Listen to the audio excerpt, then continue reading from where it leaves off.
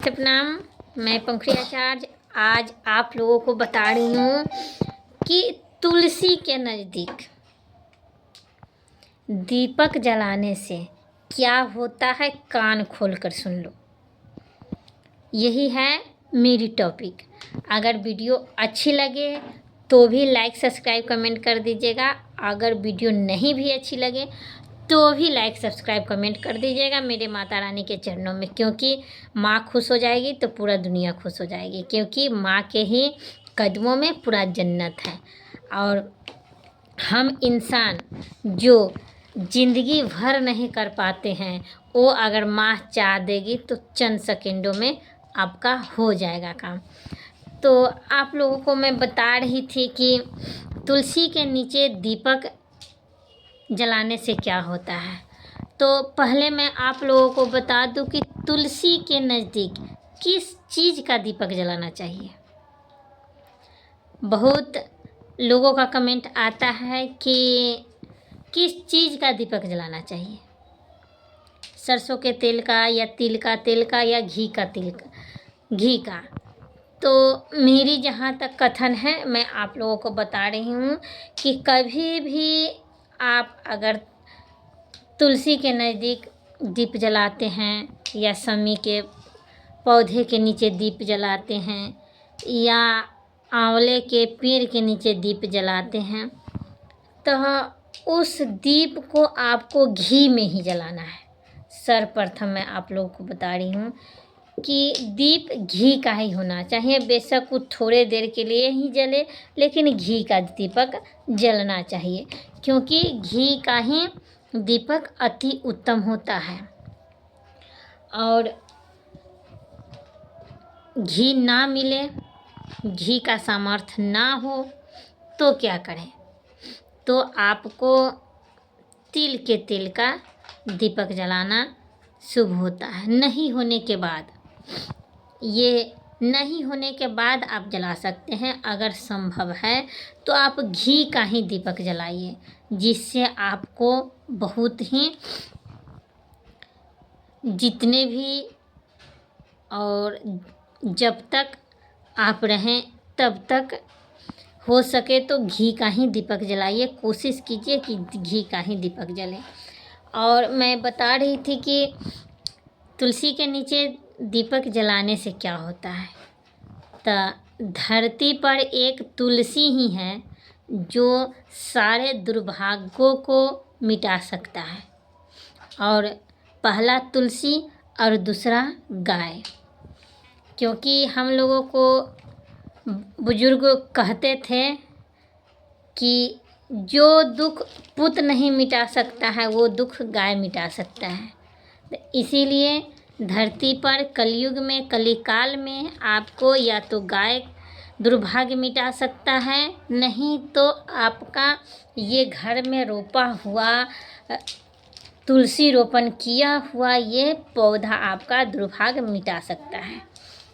तो तुलसी के नज़दीक दीप जलाने से आपके कितने भी बड़े दुर्भाग्य क्यों ना हो, रोज़ाना एक दिन भी उसको गैप नहीं करना है, एक दिन भी गैप नहीं करना है। और गैप करना भी है तो आपको रविवार को और मंगलवार को आपको शास्त्रों के अनुसार गैप कर सकते हैं। और उसके नज़दीक अगर दीप जलाते हैं तो कितना भी दुर्भाग्य क्यों ना हो, वो दुर्भाग्य आपका मिटेगा, निश्चित है कि मिटेगा। बेशक कुछ दिन बाद मिटे, कुछ समय लगे, लेकिन आपका दुर्भाग्य मिटेगा। अगर आप लक्ष्मी की प्राप्ति ज़्यादा चाहते हैं तो तुलसी के नज़दीक घी का दीपक रख के उसमें इत्र रख करके इलायची रख करके जलाइए। आपका कितना भी गरीबी और कितनी भी दरिद्रता क्यों न हो, वो दरिद्रता आपका नष्ट हो जाएगा। हम कह रहे हैं, ये दावे के साथ कह रहे हैं कि ये दरिद्रता आपकी नष्ट हो जाएगी। मात्र एक तुलसी है कि हर दुर्भाग्य को मिटा सकता है। और अगर आप ज़्यादा परेशान हैं दुश्मनों से तो एक ही दिए में हर रोज़ घी में काली मिर्च रख कर के अगर तुलसी के नज़दीक अगर आप जलाते हैं तो मैं दावे के साथ कह सकती हूँ कि आपका शत्रु का शमन होगा और आपका भविष्य उज्जवल होगा। अगर आप रोग से ग्रसित हैं, बहुत भयानक रोग है आपके पास, उस रोग को समाधान नहीं मिल रहा है, तो आपको तुलसी के नीचे घी का दीपक रख करके, उसमें थोड़ा सा घी नहीं रखना है, भर कर घी रखना है। उसमें आपको 7 लौंग लेना है और जिस व्यक्ति का भयानक रोग है उस व्यक्ति को उल्टे, जैसे एंटी क्लॉक यानी जैसे घड़ी जो चलता है उसके ठीक डायरेक्शन से उल्टा बाएं हाथ में रख करके 7 बार उस व्यक्ति को उबार करके घी में आपको तुलसी के नज़दीक हर रोज़ 21 दिन तक लगातार जलाइए। उसमें ये नहीं देखना है कि मंगल पड़ रहा है, बुध पड़ रहा है, रविवार पड़ रहा है, उसमें ये गैप नहीं करना है, लगातार आपको जलाना है। मैं दावे के साथ कह सकती हूँ कि उस व्यक्ति का रोग नष्ट होगा, निश्चित है कि नष्ट होगा, सिर्फ मात्र दीप जलाने से, वो भी कौन कि तो तुलसी के नज़दीक। क्योंकि जब तुलसी की उत्पत्ति हुई और विष्णु भगवान ने माता लक्ष्मी जी को आदेश दिया कि जाइए आपको पृथ्वी पर रहना है, तो माता लक्ष्मी ने ये पूछा कि सिर्फ रहना है कि उनके साथ हर दुर्भाग्यों को मिटाना भी है।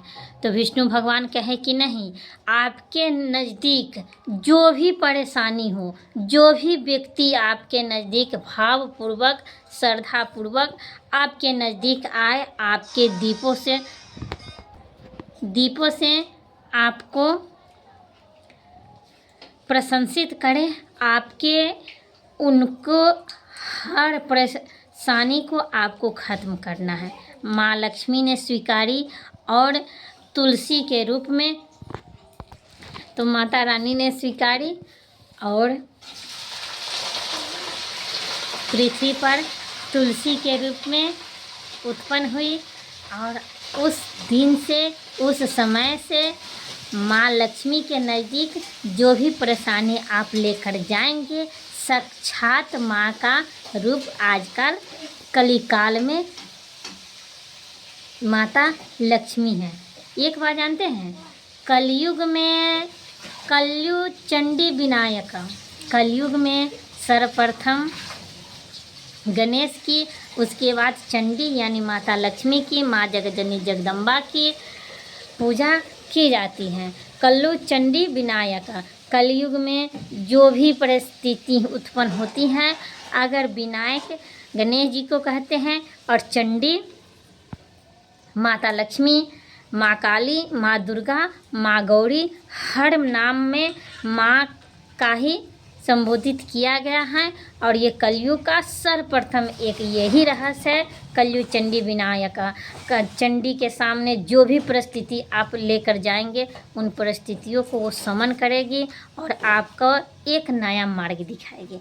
तो मुझे उम्मीद है कि आप इन बातों को समझ गए होंगे। तो फिर मिलेंगे कल एक और टॉपिक को लेकर के, और आपको वो रास्ता मैं दिखाऊंगी। जो भी परेशानी होती है आप लोग कमेंट में बताइए और कहिए कि हाँ आप क्या परेशानी से जूझ रहे हैं। मैं कोशिश करूंगी अपनी वीडियो के माध्यम से उस परेशानी को दूर करने की। तब तक के लिए दीजिए इजाज़त। जय माता दी, जय माँ काली।